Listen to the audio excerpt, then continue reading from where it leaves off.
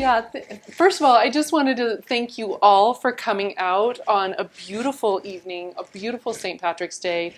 I personally have been involved in several of these presentations, and I think the greatest gift that you can give is your time to come to something like this. So I don't take it for granted. I really am so thankful to all of you for being here. So thank you. Thank you, thank you. And thank you to the Rogue Valley Metaphysical Library for hosting. So grateful. Yeah. All right, so this is me. I'm Lorrie, and with my beautiful children. And I chose these pictures because they always had the opportunity to be outdoors.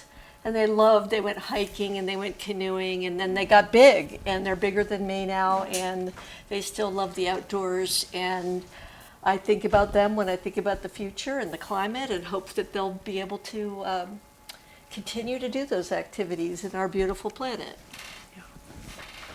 My name is Erin O'Kelley Muck. I know almost everyone in this room. Hello, how are you? Hi.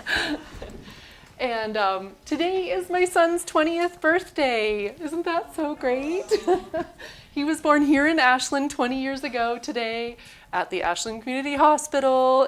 It was a water birth, and I'm just so proud of him, so excited to celebrate him today. And also just it is a reminder of why I'm doing this work, to protect what we have for future generations.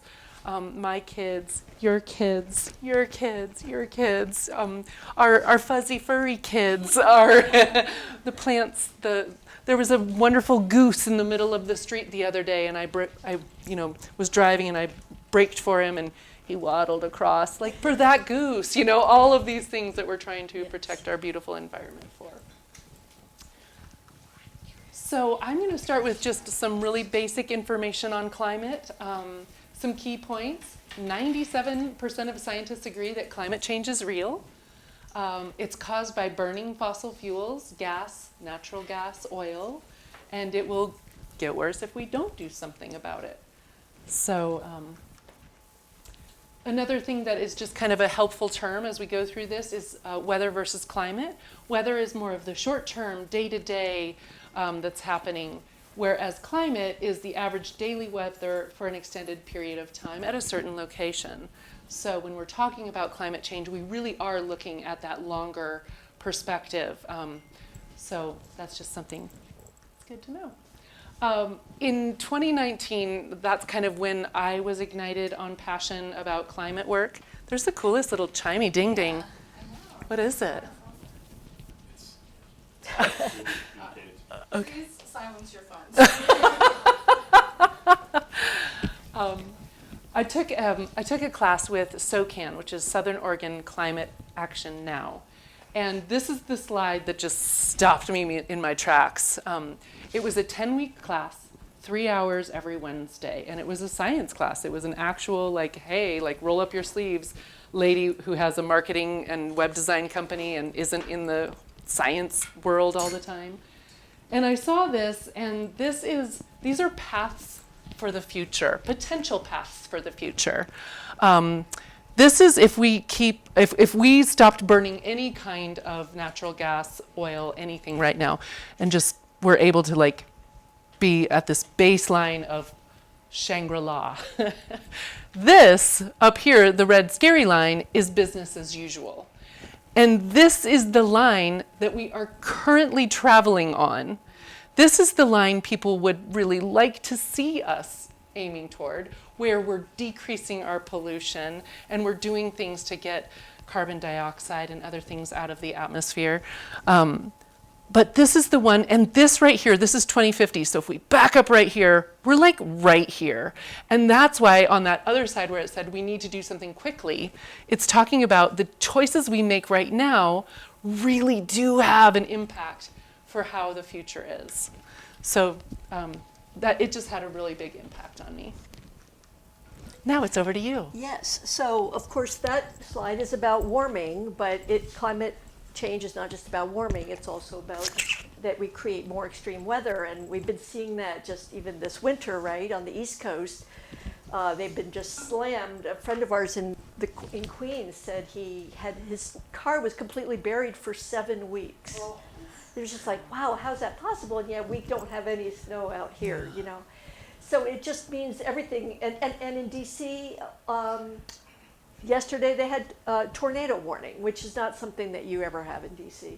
So it's not just global, it's not just warming, but it is severe weather events. And last year was the highest amount of damage from severe weather that we had ever experienced. And the 2 years before that were also record-breaking years. So we're really on that pathway where we're experiencing just so many different kinds of extreme weather events because of our changing climate. So, you know, I think when we think about, well, gee, what are we going to do about it? We have to invest in changing our infrastructure. We have to change the way we use energy. We have so many things we need to change, and we say, oh my gosh, that's going to be really expensive. You know, but the point though is that it's going to be expensive. I mean, you're already seeing these disasters rack up. Like, we're paying the price of that right now, and that's called the cost of inaction. So, you know, we're going to spend trillions of dollars for policies that are going to address this problem. We're still going to have damages for the foreseeable future. So yes, we have $15 trillion here by 2100, which would limit the damages by 2200 to this, which is still very high. Whereas the cost of climate inaction is much, much higher. This also communicates that point. This is an actual thing that happened many 66 million years ago, that the dinosaurs got together and they had the possibility of moving forward with an asteroid mitigation program, and they said, no, it looks like that would just cost a fortune. You know, and so we all know what happened, because they didn't put in their asteroid mitigation program. And, you know, where are they now? You know, where are they? That's what I ask, you know. Here's another great concept around whether is it a cost or a benefit to take climate action. So here's a climate summit, and you have a speaker saying, hey, look at all the great things we'll do if we address climate change. We're going to have energy independence. Hey, are you thinking a lot about energy independence these days? I bet you are. I am. Preserving our rainforests, sustainability, green jobs, livable cities, all these great things, clean air for our kids. And somebody in the audience says, well, but what if it's a great big hoax and we create this better world for nothing? You know, anyway, yes. It's a good idea to do these things. We're not going to a worse place by addressing climate change. We're going to a better place. So I think I'm going to change to Erin. All right, thank you. So we've been doing a lot of research on effective climate communication and how to reach out to people and connect with people on this. And this is something from the Yale program on climate change communications. And they do all of these surveys year after year after year and really ask people, how do you feel? Are you alarmed, concerned, cautious, disengaged, doubtful, dismissive? And what's really interesting is this is these are the audiences that we are trying to work with right now in Ashland.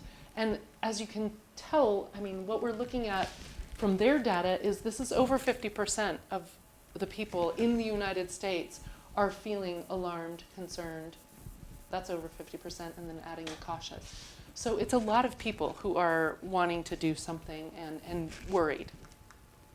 So our goal is to widen the circle. So at Ashland Climate Collaborative, you've got like the 25% like super alarmed people. We're, you know, working for Ashland Climate Collaborative. We're volunteering, but we'd really like to expand that and reach out to the concerned and the cautious and say, hey, we know there's a lot of things out there that are daunting, but there are some things that we can do together that would make a really big difference. So that's what we're hoping to do. This is one of my favorite master strategists. His name is John Marshall. He was a bigwig in New York City and worked for as like an ad design firm for, oh, I don't know, credit card companies and Walmart and all these really high dollar clients. And his 17-year-old son took him aside one day and was like, Dad, what are you doing? You're amazing at what you do. And this is where we need your superpowers. We need you in the climate movement. So his big message after he really had this thoughtful, intensive weekend thinking things through was that climate change has a communications problem. We know the science, but for too long we have failed to educate, inspire, and motivate people to get involved and demand solutions. So his company is very data-driven, and they do a lot of surveys as well, global surveys. But one of his strategies is that the biggest motivator for people is protecting the planet for future generations. So it's something that we can all agree on. It's something that crosses all kinds of demographics and socioeconomic stratas and all of that. Like, this is what people are really in alignment on, and they want to do it now to protect the future for the next generation. Another strategy they have is talk like a human, save the world, which I really, I appreciate this just as someone who went to a science class and was really intimidated by the language and learned how to navigate it and to do the translation of 1.5 degrees Celsius equals about 8 degrees Fahrenheit, you know, things like that. But I was like, actually, I think we can use some terms that everyone already understands to make this something approachable. So those are some other strategies there. Saying less of this sort of scary language that might have more of a partisan leaning, and more things that like everyone can relate to, such as pollution. Another fun trend that's been going on for a while is something called climate hushing, which despite all of the high temperatures and disasters, there is a quiet but deliberate retreat from climate policy by governments, financial institutions, and corporate leaders. So this is something from Katharine Hayhoe. She is an amazing climate scientist, very approachable and wonderful. And her big message to everyone is just talk about it. Talk about it as much as you can. Now we'll talk about the power of collective action. Yes. There she is again, Katharine. Katharine. Yay. There she goes. So we really encourage you to check her out. She's very inspirational. She's got a Substack, and I get her messages in my email, and I just really appreciate her. So, you know, I think we all struggle with this idea. It's like, does what we do matter? And does what we do at Ashland matter? And people will say, well, like, of course Ashland thinks that we matter because we have that view of ourselves, but you know, we're just this one tiny community. Well, we really reject that whole idea.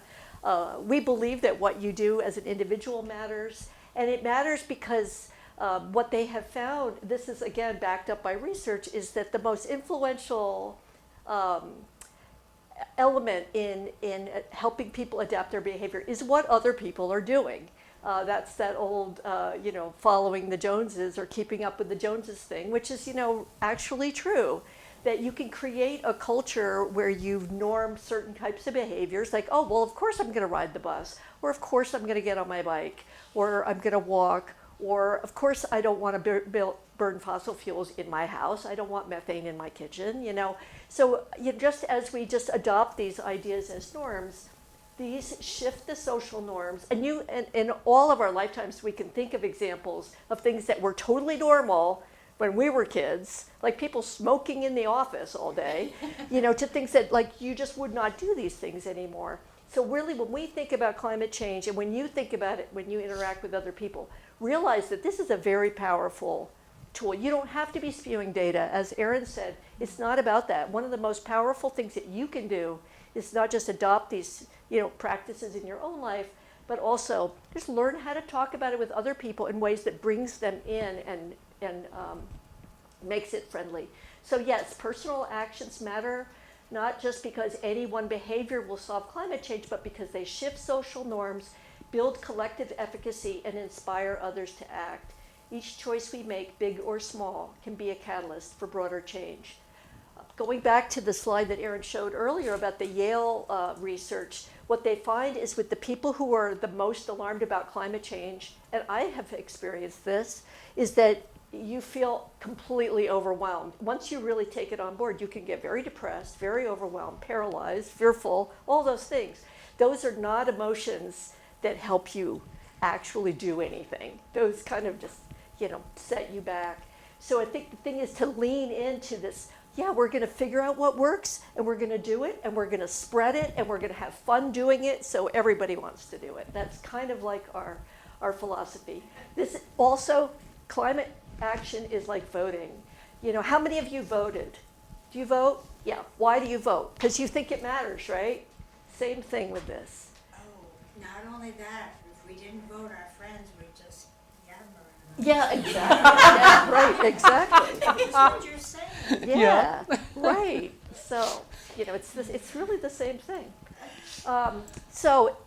Looking, if you're, I'm sure because you're here, you're following what's going on in federal policy, and you're watching oil tankers be blown up and things like that, which is not so cool right now, in my opinion.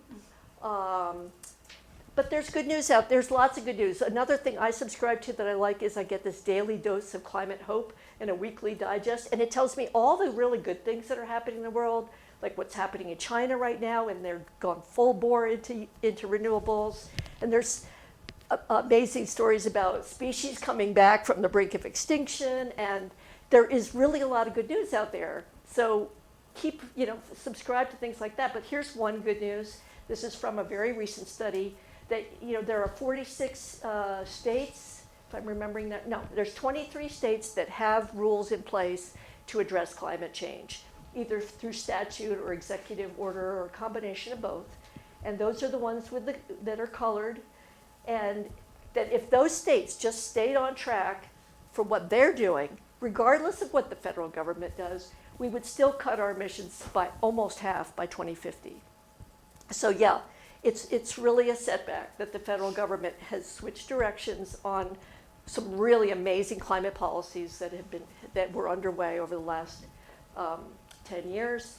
But there's still a lot of positive movement. That's not going away, or we've got to make sure that doesn't go away. That comes back to voting. So Oregon happens to be one of the states on that map that is taking action and has been working on climate change since 2007, considered to be a national leader. So we already have the policies and regulations in place to achieve our goals. So if we, again, a business as usual slide in terms of our, this is a CO2 measure that with the programs and regulations we've already adopted, if we stay on track on that by 2035, we will be right on track of where we want to be. So let's keep up the good work. Not a reason for doom and gloom. We're on the right path, and so are a lot of other people. So as an organization, so obviously action needs to happen at all these levels. As an organization, we're really focused on this individual and community level action. And it's going to make a big difference. Ooh, Yes. this is me.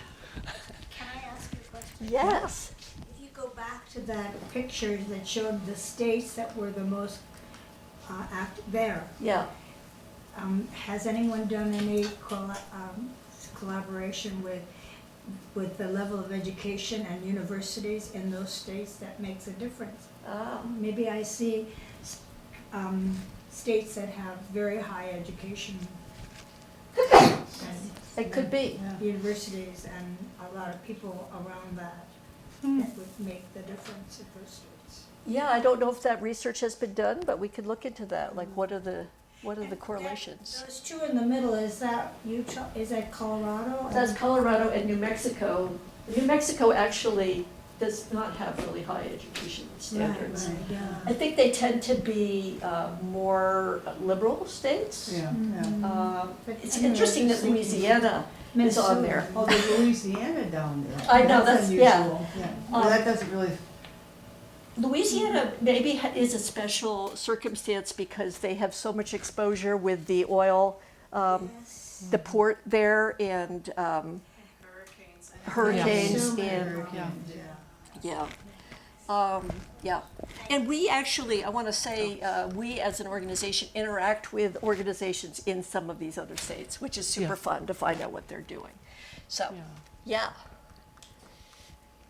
So one of the things that I like to look into is who is doing this right? Who has figured it out? And here are some examples. One really exciting one is that Victoria, British Columbia, has tripled their cycling in just 11 years. So this is an amazing case study and story about them really bringing cycling to their downtown area, connecting it, figuring out how to do it. They've got these little trackers that like count the people that are cycling by. They're really wonderful at getting their data. And their goal is 25% in the next 10 years. It's very cool what they're doing. So that's exciting. There's another article we have, 50 states, 50 fixes. And that is also, it's just more good news about what are people doing throughout the United States. I love Kilcarney in Ireland banned single-use cups. And so everyone like uses an actual porcelain coffee cup, which is super cool. My favorite example here is going carbon neutral. This town called Ashton Hayes in England. It's only 1,000 people, but in 2006, when a film came out that I think probably many of us have heard of before, An Inconvenient Truth, they got together as a town and just had like a big town meeting, like, should we collectively do something about this? And the town members were like, yes. Also at the meeting, they served pie and champagne. So I think that's probably what we should have done tonight. But they got a lot of people to just sign up for like, yeah, I want to do this, I'm interested. And they're making great progress. So they've been at it for 20 years. They have reduced their pollution by 40%. They're still working on things. So it's really exciting. And then this 5 small towns, the numbers here are populations, but I was really interested in this Byron Shire in Australia because it's kind of close to us. Ashland has 22,000 people, 10,000 homes. This Byron has 34,000 people, and they got really into regenerative agriculture. Australia has seen some dramatic effects of climate change, like kind of long before we did. I remember reading in National Geographic like 20 years ago and looking at one of their lakes that had shriveled up and there was just a boat, you know, sitting on the dried mud in the middle of the lake, you know, and I was like, that's crazy. And then, you know, that happens to us at Immigrant Lake, and I'm like, it's crazy and it's real, you know, wild. So they're taking it seriously, and they're taking some great steps toward making their town wonderful. All right, back to you. Okay, so what are we doing here in Ashland? Hopefully you know about some of these things. So kind of like Ashton Hayes, but without the champagne and the pie, Ashland decided to have a climate action plan back, I think the work started in 2015 or 2016, where there were big town meetings. There was a citizens committee that worked on it, and they actually came up with this whole huge climate action plan. It's called the Ashland Climate and Energy Action Plan, often called the SEEP.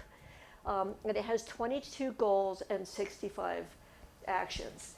Now, people who've come up with plans before will tell you that when you just have a plan with 22 goals and 65 actions, that's not actually a plan.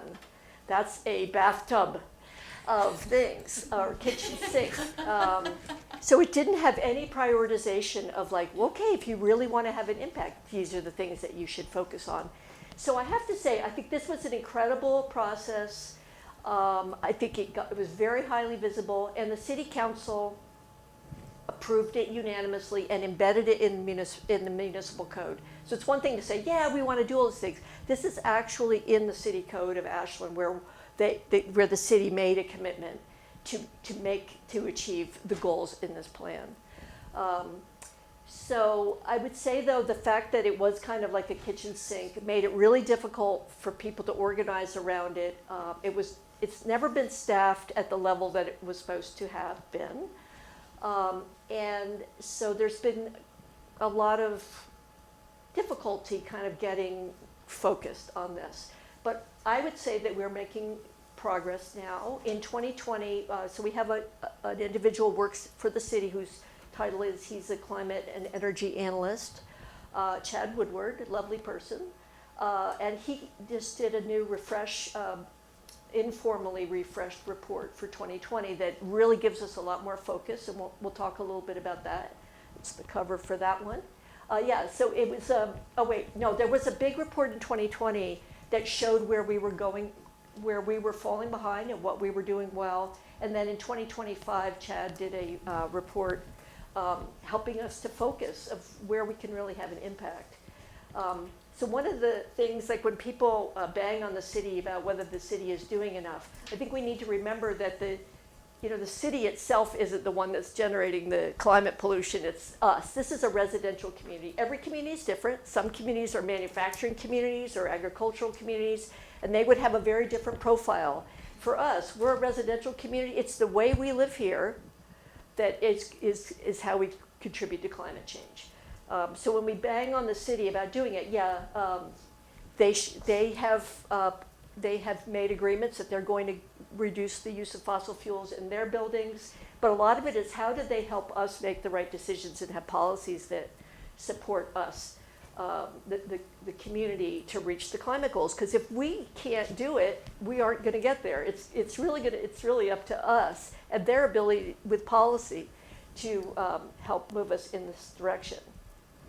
This is a complicated chart, but just so you know, a greenhouse gas emissions inventory was done, and the thing I feel like this really demonstrates is here. This is residential. You have some commercial, residential, so it's travel, food, consumption, and energy are the big categories there from that year. And now Chad made it into a simpler picture that, hey, if we're going to try to make anything happen in here, we got to focus on transportation and we got to focus on natural gas, because that's where the most of the emissions are coming from in our community. Here's some other highlights, but these are the two. So if we're, as people who live here, these are the two areas where we can have the biggest impact, and where our city, by changing our infrastructure, supportive policies, this is where they can help us achieve our goals. If we can't do that, we're not going to achieve the goals of that plan. So those are two really important areas. This is another chart that Chad came up with. Let's see. So the red is transportation. The blue is natural gas. And we're going to talk more about what's bad about natural gas. You probably already know.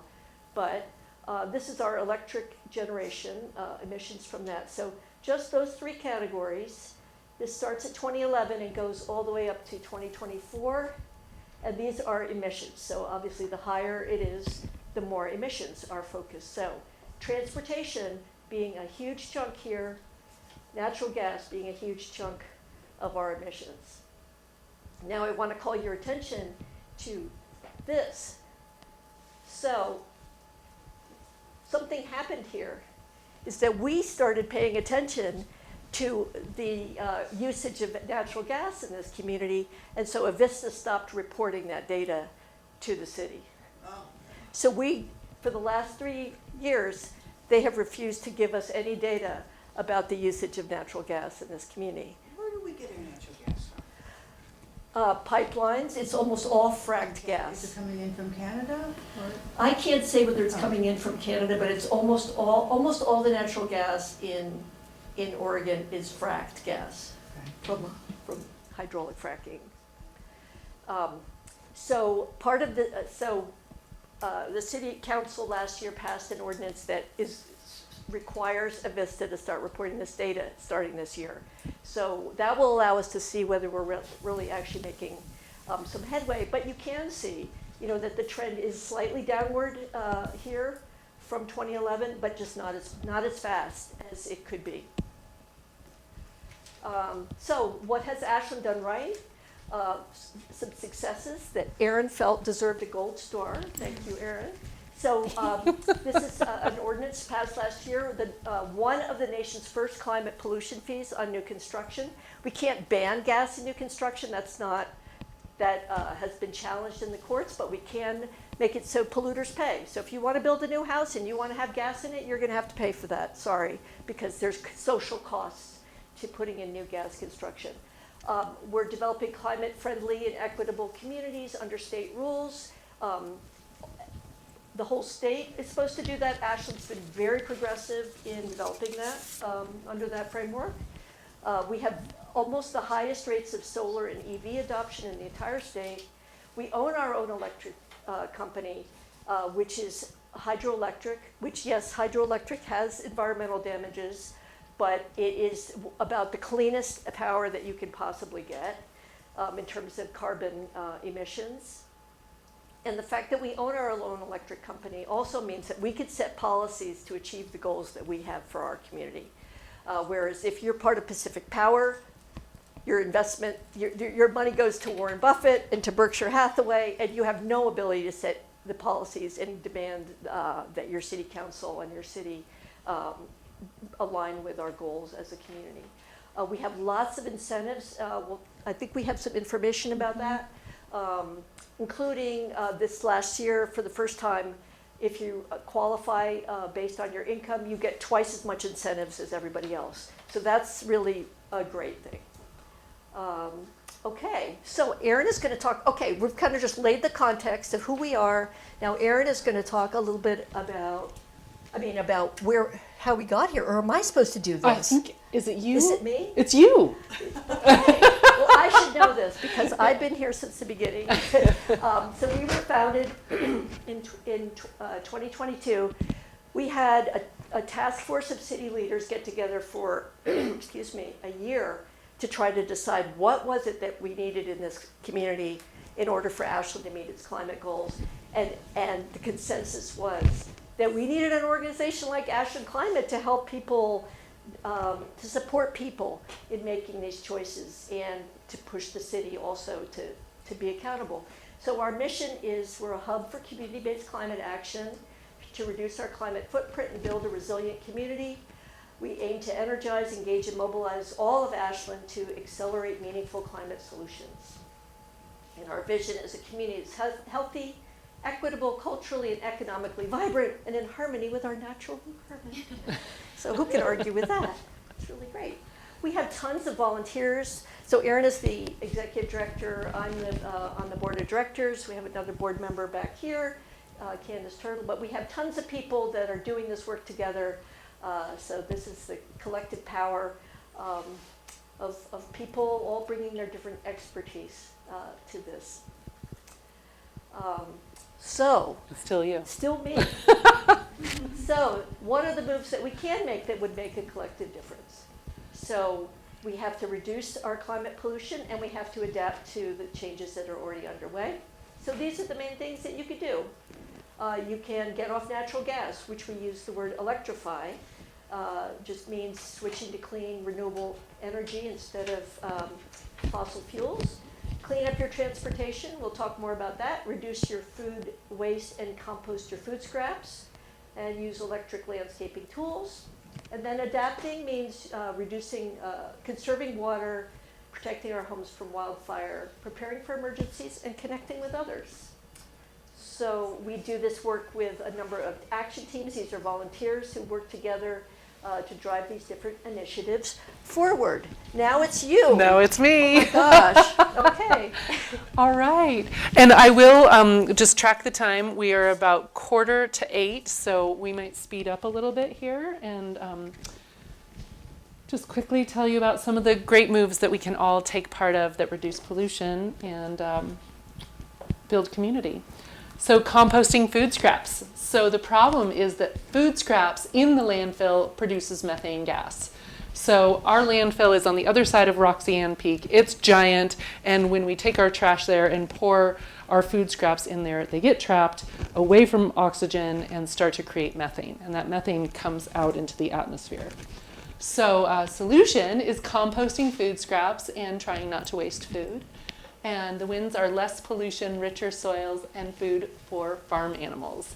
I was just at the free compost drop-off last week, saying hello to Flavia on a Tuesday, the Tuesday farmers market, and I got to meet the man, Thomas Evers, who has Evers Ridge Farm out in Medford, and he was so excited telling me about the food scraps that they get. He was like, they feed the worms, then the worms have casings, and then we use that, and we fertilize the fruit trees, and that feeds the chickens too. And like, he just was going off, and I was so happy. He was like, come visit. He was awesome. So it was just really great to meet someone who's directly benefiting from our food scraps.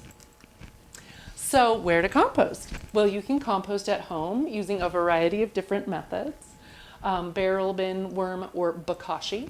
You can get a paid pickup service to people to come to your house and pick up your compost, Ashland Community Composting or Rogue Produce, or there's this free drop-off at the Tuesday Growers Market from March through November.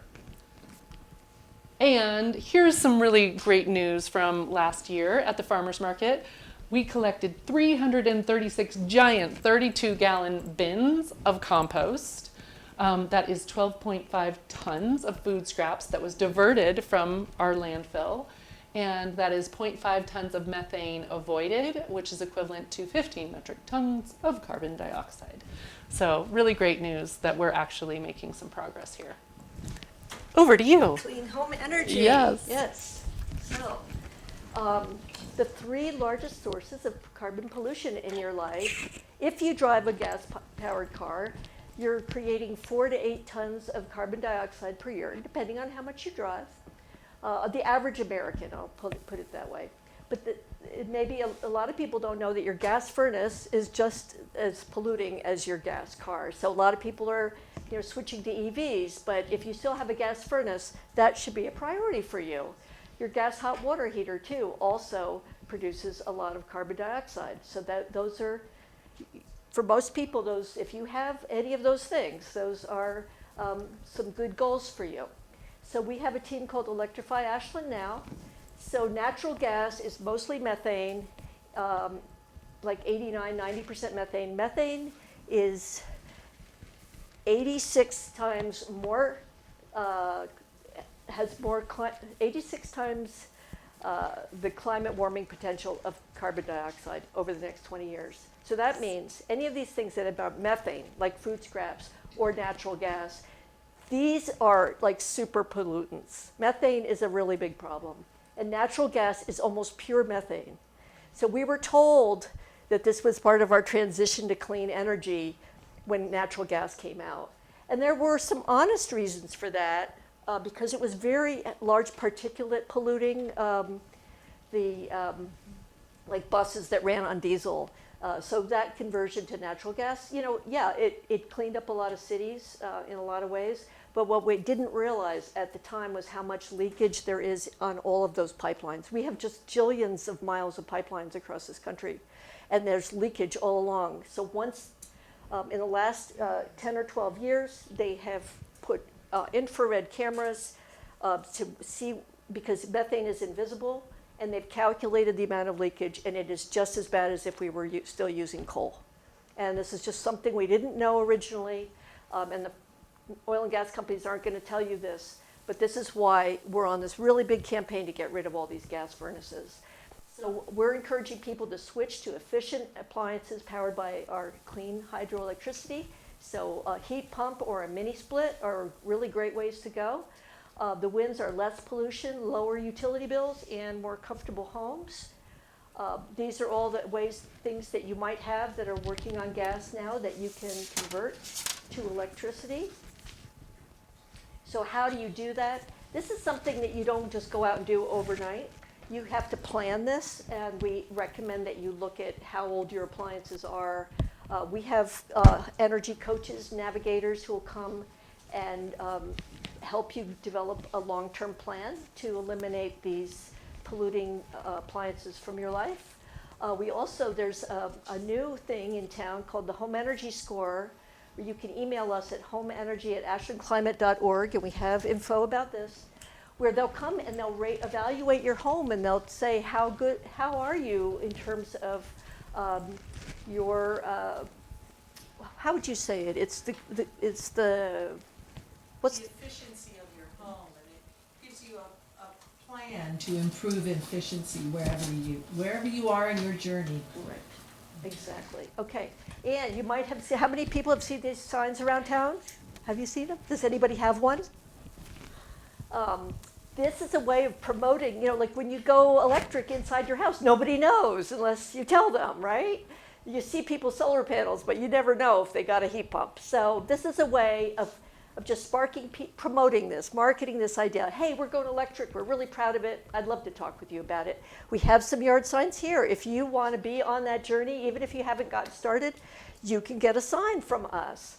And that would be really helpful. And then we'd love to help you move on your journey. Look at us with our yard signs. We're so proud. We're so excited. We've got 85 yard signs out there. We've done 105 home energy reviews for free for people to help them on their journey. And we now have one staff navigator. Here he is. That he comes, and he is named Peter, and he will come and do your home energy assessment for you.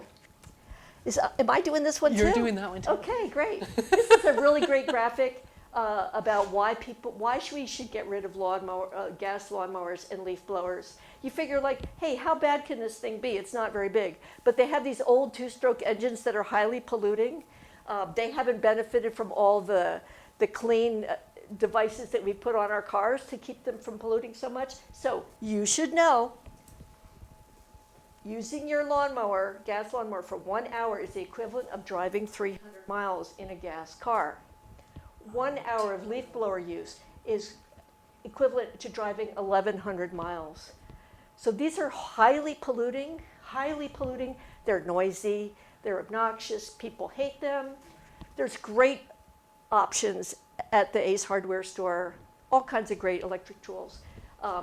If you have a landscaper company that you should be talking to them about that you would prefer that they not use these devices. And also, it's really bad for the people who are carrying these around and wearing them. Some of them mostly don't have respiratory protection. It's like breathing out of a tailpipe of a car. The source of this is the California Air Resources Board. So that is another thing you can do. And now Erin's going to tell us about clean transportation. Woohoo! Yay!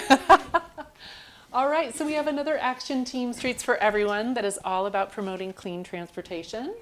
And basically we're encouraging folks to consider getting out of their gas-powered cars and trucks that are creating pollution and switching to another option. So to an EV, walking, biking, or rolling, taking the bus or carpooling, less pollution and traffic, cleaner air, and healthier kids. I was watching that video about Victoria, British Columbia, and their success, and they have this full bike lane just for parents to drop their kids off at school. And I was like, oh, that looks amazing. So there's some really cool things that could come from that kind of work. So we have a lot of programs. We have Pedal Power, which teaches 4th and 5th graders in Ashland Public School how to bike. We've got First Friday bike rides, which just are really joyful and a lot of fun. We have a bike bus that travels around town. It's basically chaperoned with kids, 20 different kids, going on their way to Willow Wind and trails, and that's a fun way for them to get to school. Bicycle benefits. If you shop by bike, you can save money by putting one of these stickers on your helmet, and we have those for free for anyone today. And then we have a bike buddy program, so if people are looking to just get confidence in biking, we can help with that. And then a big thing we can do is speak up for safer streets. So our team was really instrumental in helping with the lovely Dayglow green street action out there and the bollards that are in place. And as someone who cycles around Ashland a lot, I just have to say it's really nice when I'm on that green strip and I've got those bollards kind of just keeping me with a little bit of separation from the cars. It feels really good. So we do those things. You'll see us in the community a lot with our biking.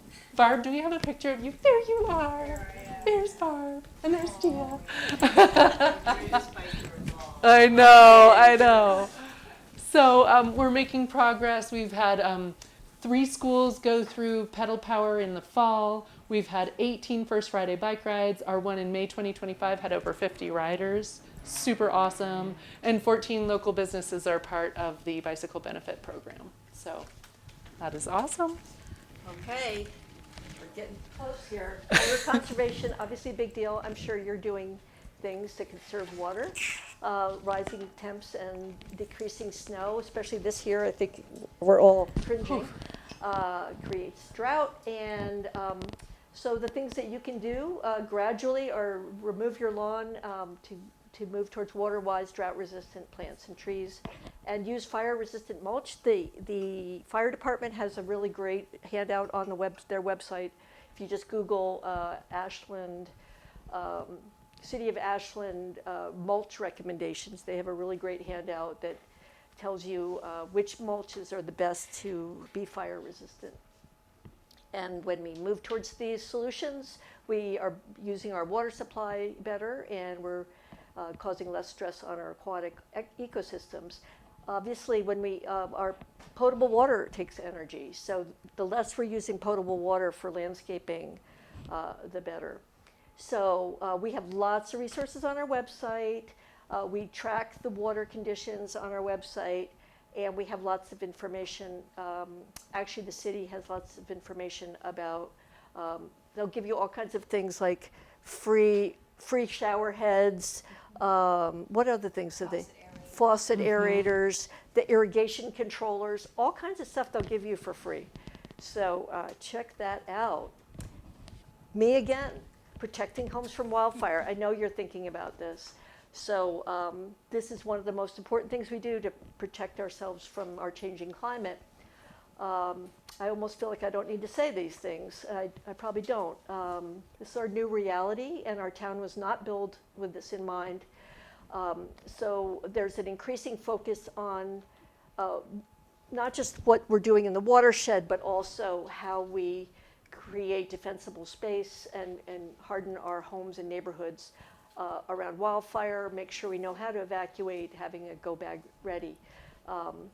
So the city did create a community wildfire protection plan last year that hopefully we'll be able to implement to really reduce some of the risk. So things that we have or we've done, there's lots of resources through on our website again, and we had partnered with Ashland.news and the city to do a number of programs last year, taking steps to harden your home against wildfire. Really important, like at least take the leaves out from around your house and in your gutters, and look at the plants that you have, and be ready for emergency. Climate clubs is one way to work with your neighbors to reduce your risk of wildfire, right, Erin? That's right. Yeah, that's right. I thought so. Absolutely. So one of our action teams is about connecting with your neighbors and working on climate solutions together, which is really a powerful way to not feel so isolated and work with community. So Jim Hartman over here is very instrumental in starting the Neighborhood Climate Action Network. We have 5 climate clubs in place right now in Ashland. He's a part of Upper Clay. We also have Allison Street, and you're in the Allison Street one, right? It seems like a great one. Yeah. So I'm kind of the new kid on the block with the Glendale one. We're just picking up steam now. This is my Strava map, which is like an exercise map. I turned it on, and this is me knocking on 52 doors on my street, which I just love that you can see me heading to all these doors. So if you're interested in this, you can attend a climate club to get a feel for it. It's typically a combination of talking about a topic as well as a potluck to get to know your neighbors. You can start a club, grab a neighbor, and knock on doors together. And then we've got the agendas and topics ready to share, and mentors can help. My newly formed club, we are about to have some CERT volunteers come to our house and help just kind of advise us about what we can do to protect our homes from wildfire. So that'll be really, really a great experience.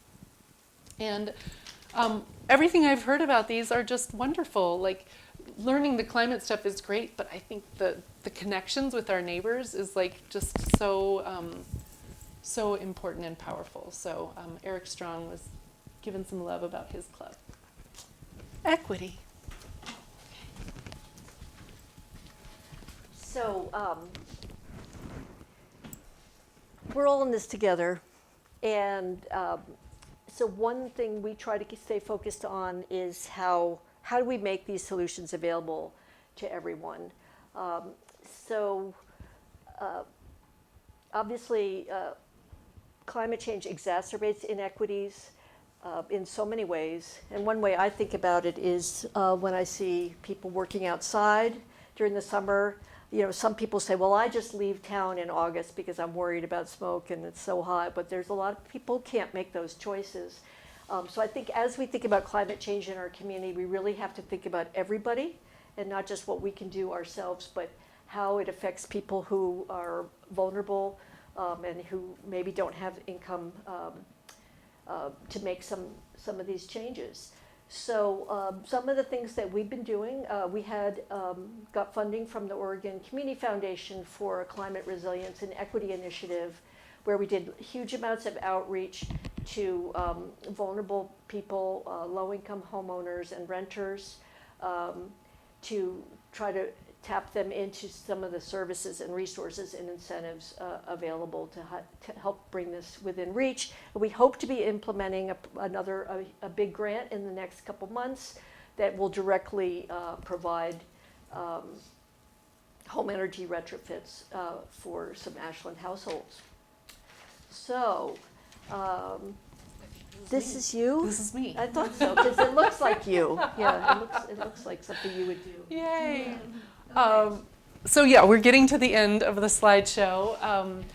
Lorrie was interviewed on JPR, and the man asked her, like, so it really sounds like you're wanting people to overhaul their lives. And she was like, well, it's more about making some shifts. And I was like, yes.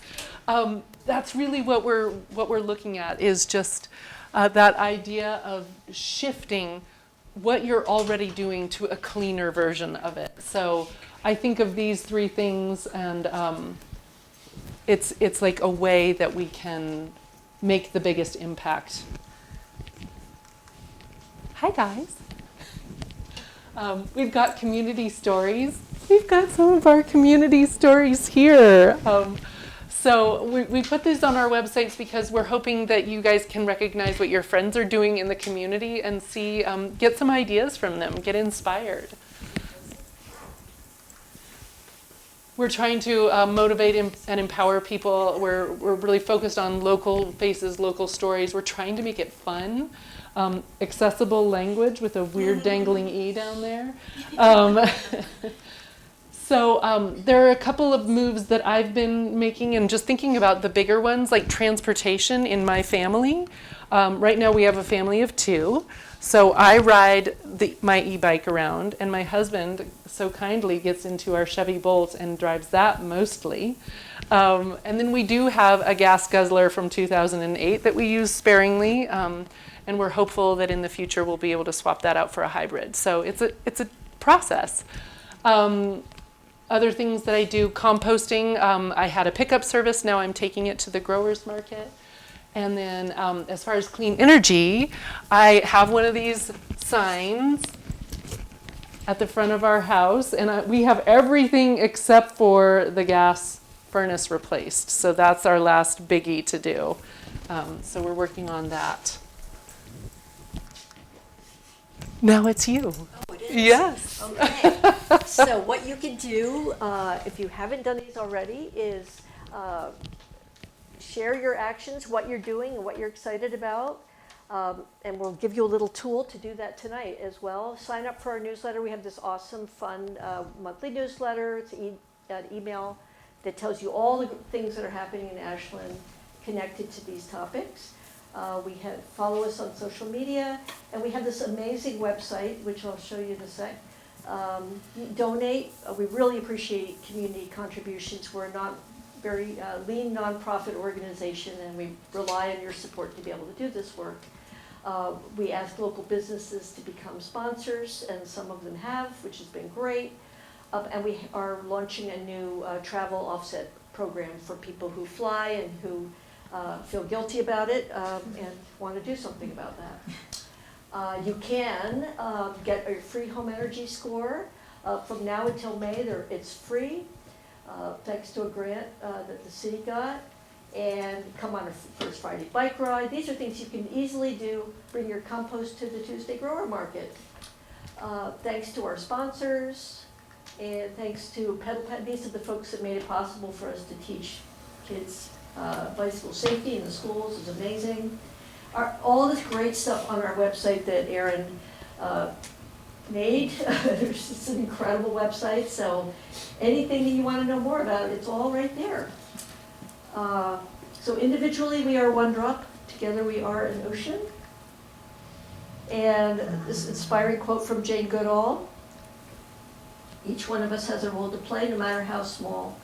Every day we make an impact on the planet, and the cumulative effect of millions of small ethical actions will truly make a difference. And then I just wanted to give a shout out to Jay Priskinis, who was our community outreach and engagement liaison. He made such a huge difference on our behalf over the last year, and he has some health issues, so he had to step away, but just wanted to send the thanks out to him from this room. He and his family are about to go on a road trip. They leave for Death Valley on Thursday, and it's a very special place to him, and we just send him love. Not too bad. So let's protect the future together.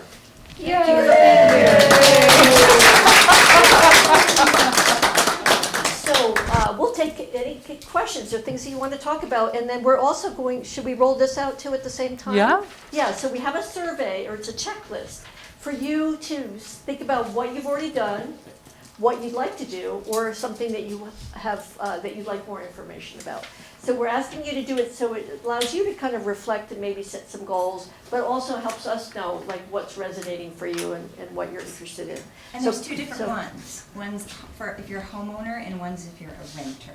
So just let me know. Yes. Okay. Great, that's great, thank you. Megan? I Yeah. promised my father-in-law to ask this question because he can't get a good answer. When it comes to electrifying in every way, what does it mean for the grid? How can we handle it? And are there plans to prepare for an overly taxed grid, electric grid? Yeah. Okay, well, that's a really good question. And it's changing all the time because of the data centers. I'd say 5 or 6 years ago, because we're going to so much more efficient equipment, we met with people at Bonneville Power who do our electric, and they said that even though we have more devices coming online and more electrification, that the demand was actually going down. Just doing the switch to LED light bulbs dramatically plummeted. All this stuff is very, very efficient, much more efficient than the stuff it's replacing. So that's one thing. I do think that this whole issue with data centers is a big issue with water and electricity. And so, does anybody have a more up-to-date answer about the grid? And obviously, if we could plan here locally, and this is something we've talked to the city about, to have a long-term plan for battery storage and more distributed solar here, and not just be reliant on the grid. That's what every community could do to get energy independence. But sticking on natural gas because we're worried about the grid is not the right answer, because we're creating a terrible other problem, right? Yeah. And Representative Pam Marsh has got legislation going to help with that data center component of it, and we're one of the first in the nation to address this issue. Yeah, great. I saw that like 70% unfortunately of data centers are planned to be gas turbines because of the issues with getting on the grid, being like 7 years in the States for like a renewable new source to have the grid. So it seems like there's going to be a big increase there to support that. What seems like inevitable data center growth. Right. Well, it's going to clash with existing state policies, right? So in Oregon, we have. Not going to be in those states. Right. You should. Thank you. A lot in the Midwest, right, Right. where there's empty gas fields, and oil and gas is a big part of that. And this is the problem with not having federal policy, which we did have. So it's going to be very incremental in Yeah. state by state. But I think communities are rising up. In fact, there was some really good reporting just in the last couple of weeks, right? Of communities first said, oh, it's going to be big jobs. No, it's actually not very many jobs. And you're going to be taking all this water and electricity and not really paying for it. So I think there are policy remedies, and hopefully people are waking up. I think they are. We're the people, right? Yeah, We right. have the power, man. We Yeah, can it's do it. true. It's true. If we speak up. Yeah. Other things. And then as you're doing this, hopefully if you're doing this checklist, tell me what you're excited about or what you've done that you'd like to share. Well, I just wanted to, I didn't see Firewise on your collaborative groups. Maybe I missed it, but that we're a member of that, and it's been really great over the years. In fact, we got grants to pay to have bad trees removed because they were flammable, and it was, Excellent. you know, really useful tool for our little neighborhood that we turned into a Firewise neighborhood. That's really great. Yeah. And they give a lot of information on how to shore your house up to prevent, you know, to make it fire-wise. Yeah, right. Are you still getting support from the city? We've kind of dropped off a little bit from it because we've pretty much done everything that was on our list That's to great. do. So we sort of taking down the wood fence along one side of our property. Yeah, Pretty much everything is done. We've removed all the trees, we put rocks up against the house. yeah. You know, things that we used to have mulch there, now it's rocks, you Right. know. Cut down Good 30 job. trees that were flammable, Right. yeah. Great, so, yeah, I don't know how much the city is like supporting new neighborhoods to get into Firewise. Oh, Because I don't think interesting. they have a coordinator at that. Oh, really? Okay. Yeah, so for neighborhoods that don't already have that, there's ways that they could self-organize using some of the same tools Mhm. and resources. It's all there, it's just not It's not being, packaged and Yeah. supported financially as much. It's now So- called Better Prepared Neighborhoods, and it's CERT volunteers who are running this. And they're just rolling out their pilot program. I'm sure they've done so much learning from what Firewise was doing because all the materials and so many of the things are there. But yeah, it's kind of under a new name. okay. And yeah, so they're coming over to Glendale Avenue and just doing like us as kind of a trial run to see how it goes. And then they'll be in more neighborhoods. So yeah. Great. So that's exciting that you all have done that together. Yeah. It's been years, I mean, probably 10 years ago we were introduced to Wow. it, so, That's awesome. yeah, we didn't even realize how great it was. Yeah. I'd love to hear other things that people have done and. Well, I guess it's curious clarification question, because my understanding about Recology, their green bins, is that you can put uncooked food scrap into the green bins.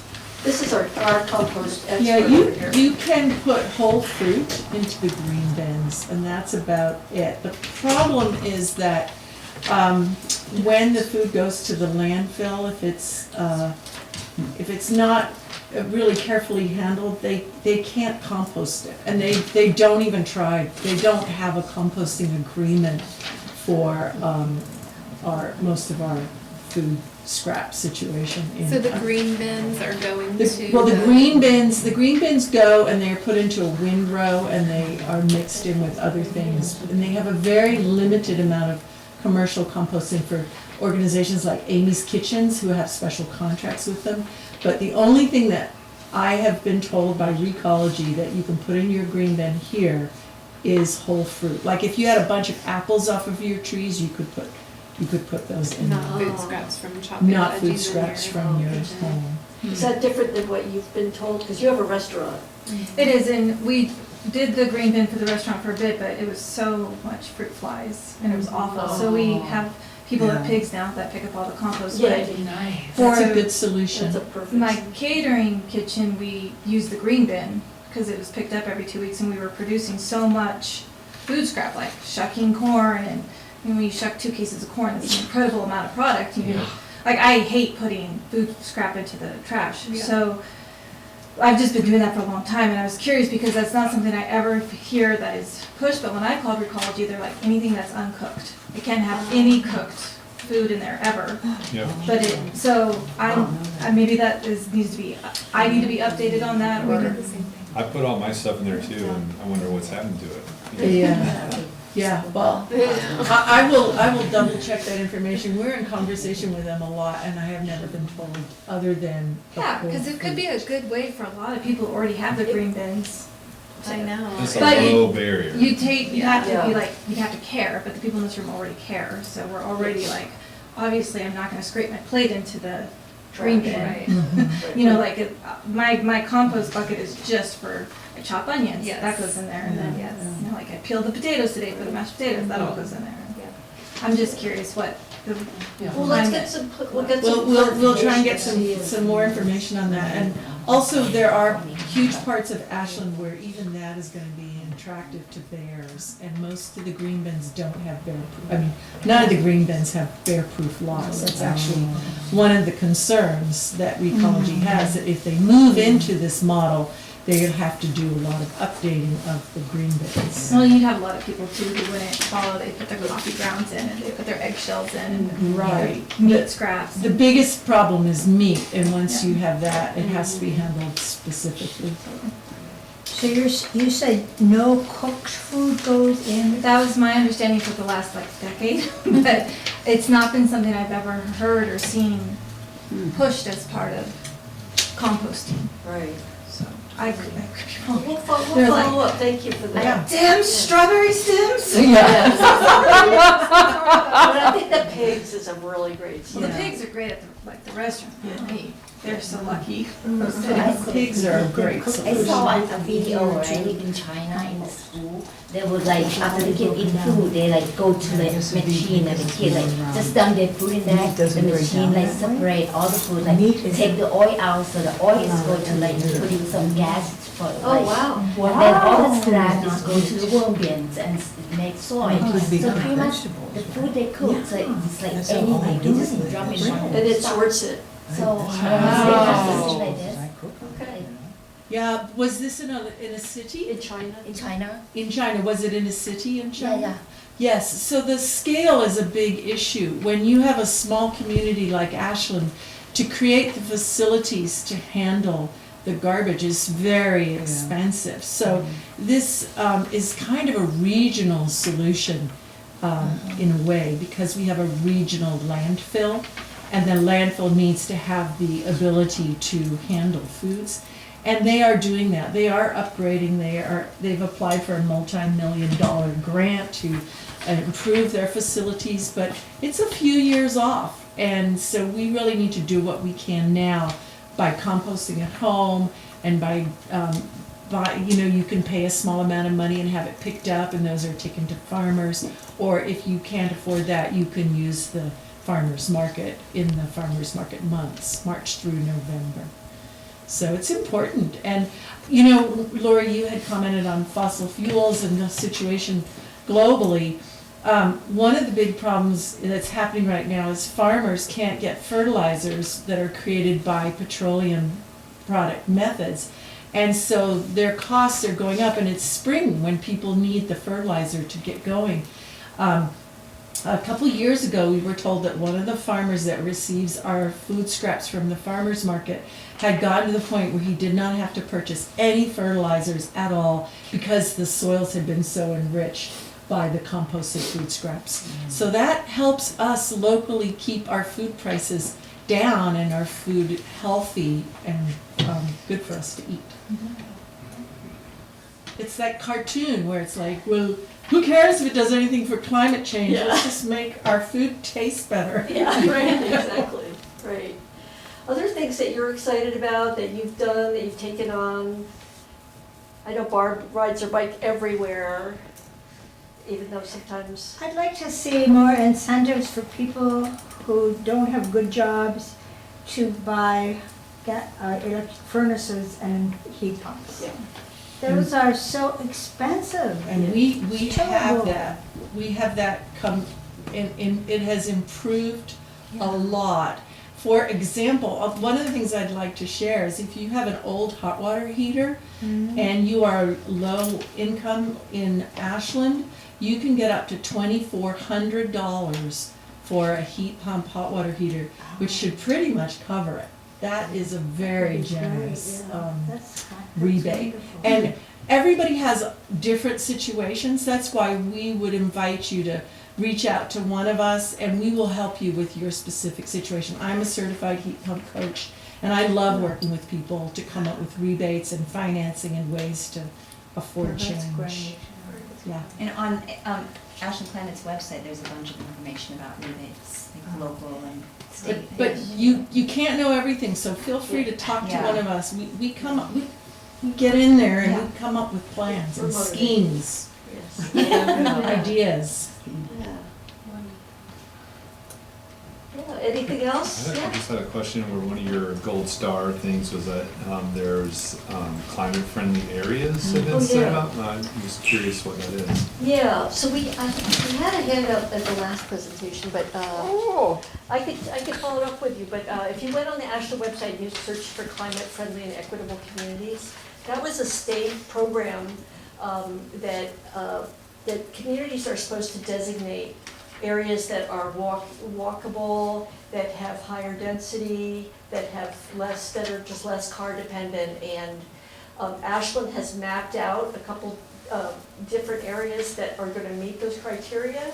So it's a long process, and then people have to build the housing. Like Croman Mill, if we ever have that developed, that is designed to be a climate-friendly and equitable community. So it's a state framework that we've been really on top of in a good way, but everything is very slow. It's mainly for new development. Yeah, for new development. Do you know if the current new development going up on Lower Clay is part of that standard? There's a lot going on Lower Clay. Yeah, I don't know that.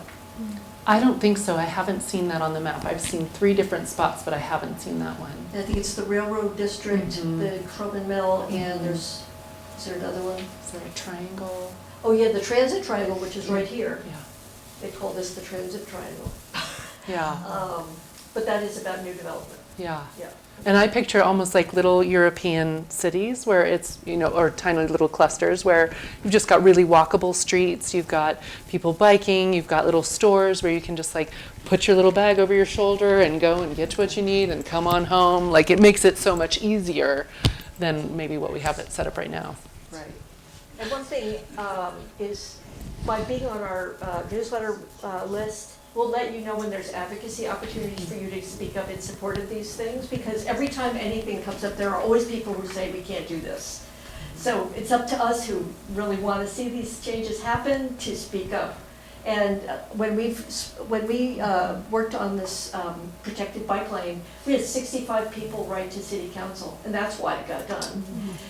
And we would do the whole street, except part of it's owned by the state, and we're having a hard time convincing the state to also put in protected bike lanes. But they're doing that construction now on North Mountain, and there will be protected bike lanes on there too. So we've taken this opportunistic approach of like, where is there gonna be a road construction project, and make sure they put in protected bike lanes. So when we hear about these things, we put out the alert and say, please write to city council, and people have really turned out for that, and that's how we're getting things done. And we'll keep doing it, so I hope that you'll join the voices, because there will always be people saying, no, we can't do this. So we're gonna keep, be vocal, right, Barb? Yeah. That's right. I want the grocery stores to send the message to people, don't buy things you won't eat. Yeah. Because then there wouldn't be so much waste. Yes. And restaurants too. Yes. Large Don't portions. order things you won't eat. Rogue to go is also. Road to go, Making is a way to waste. take home your We're food. good. One other quick thing is spring, and we're some of us thinking of turning on our irrigation systems. The city does offer a free water audit. They come and they look at your system, and they're really great. I learned a lot from having my tiny little garden looked at it, so it's free, go for it. Well, thank you for spending your St. Patrick's Day with us. Thank you. Thank you. Green, it's a good day for the green people. Yeah. Thank you so much for caring and coming. Yeah.